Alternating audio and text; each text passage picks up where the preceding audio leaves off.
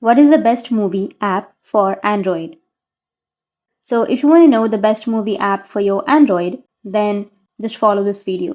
So as you know that there are applications and websites like Netflix, you can download the application from the Play Store. As you can see that if you go with your Google Play Store and if you go with search, and if you search for Netflix, then you can easily install the application from here. Afterwards, you have to buy the subscription for monthly, or afterwards, you'll be easily able to watch the Netflix on your Android. Now, there are other applications also or services like Prime Video. You can install this application also, which allows you to watch some of the specific movies and documentaries as well.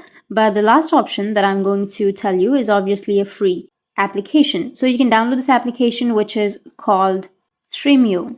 You can download it from the Google Play Store, or you can also go with your App Store. If you search, then you will have this application.